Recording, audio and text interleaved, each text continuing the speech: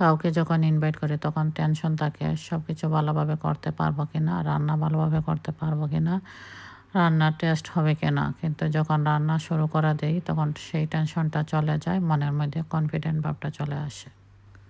তেমনি আপনি যখন জীবনে কোনো নতুন কাজ শুরু করতে চাইবেন তখন টেনশন থাকে সেই কাজ করতে পারবেন কিনা, কিন্তু যখন কাজ শুরু করে দেন তখন সেই আর ভয় থাকে। তো সকালে সব কিছু গুছিয়ে নিয়েছিলাম, ঘর টর যা কিছু আছে, আসলে বাচ্চাদের ঘর গোছালে সব কিছু গোছানো থাকে না।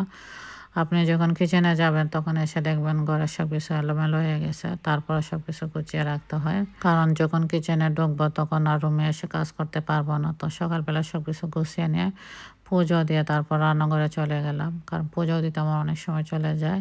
তারপর রাতের বেলা অনেক কিছু গুছিয়ে রেখেছিলাম, এই চিকেনগুলো ধুয়ে রেখেছিলাম। তারপর মাছ অনেক কিছু আছে আগের দিনই রাত্রে কেটে রেখেছিলাম, পরিষ্কার করে রেখেছিলাম, পেঁয়াজ রসুন সেগুলো কেটে রেখেছিলাম। তারপর সকালে সব কিছু কাজ শেষ করে পুজো দিয়ে রান্নাঘরে চলে আসে, রান্না শুরু করে দিই। তো প্রথমে আমি চুলায় ডাল বসিয়ে দেই এবং ডাল বসিয়ে অন্যান্য কাজ করি, কারণ ডালটা যতক্ষণ জাল হবে সিদ্ধ হবে টেস্টি হবে খেতে।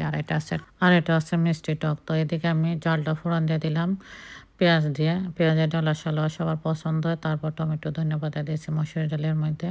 তো সেটা ফোড়ন দিয়ে আমি অন্য আইটেমগুলো বসিয়ে দিলাম। প্রথমে ডাল এবং টক রান্না করেছি, এবং টকটা আগে রান্না করলে ঠান্ডা ভালো লাগে খেতে। আমার শ্বশুরের কাছে শুনেছিলাম টক অবশ্যই ঠান্ডা খেতে হয়। এটা ছিল খাসির মাংস ধুয়ে রাখছে, এটা হচ্ছে ইলিশ মাছ ভাজির জন্য। আর এদিকে আমি পেঁয়াজ বেরেস্তাও করে নিচ্ছি, দেখেন এটা হচ্ছে রোস্টের জন্য। তো এদিকে আমি চিংড়ি ফ্রাই করতেছি, এটা হচ্ছে গলদা চিংড়ি এবং এটা আমি আগের দিন কেটে রাখছি, অনেক সময় লাগে কাটতে। আর এটা হচ্ছে খাসির মাংস, দেখেন খুব সুন্দর কালার। খাসির মাংস আমি ম্যারিনেট করে রেখেছিলাম, তারপর প্যানের মধ্যে বসিয়ে দিয়ে সেটাকে কষে কষে রান্না করেছি। তো চিংড়ি মাছটা আমি কিন্তু চুলার মধ্যে ফ্রাই করে নিয়েছি। এটা হচ্ছে চিংড়ি মাছের মালাইকারি রান্না করেছিলাম নারকেলের দুধ দিয়ে, খেতে কিন্তু অনেক টেস্টি হয়েছিল। বড় বড় চিংড়ি বাচ্চাদের খুবই পছন্দ। আর এটা আছে পেঁয়াজ বেরেস্তা। তো দেখেন খাসির মাংসটা কিন্তু ফাইনাল লুক এরকম আসছে। আর এটা ইলিশ মাছের ভাজি করেছিলাম, আর এটা রোস্টের জন্য চিকেন রোস্ট, বেগুন ভাজি করেছিলাম, পোলাও করেছিলাম। আর এদিকে রোস্ট হচ্ছে।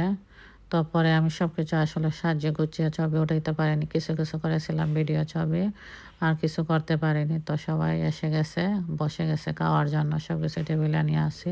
অনেকদিন পর সবাই একসাথে আবার দেখা হলো, ভালোই লাগে আসলে সবাই যখন আসে। আর এখন দুবাই আসার পর আসলে কারোর সাথে দেখা হয় না, যাওয়া হয় না, দূরত্ব হয়ে গেছে। তারপর ভালো লাগে কিছুদিন পর দেখা হলে সবার সাথে। আর এদিকে আমার বড় মেয়ের ফ্রেন্ড এবং ওর মা আসছে।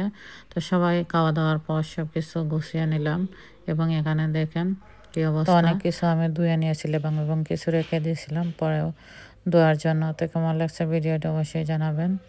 সবাই ভালো থাকবেন, দেখা হবে নেক্সট কোনো ভিডিও নিয়ে। Okay, tata, bye bye, thanks for watching my video.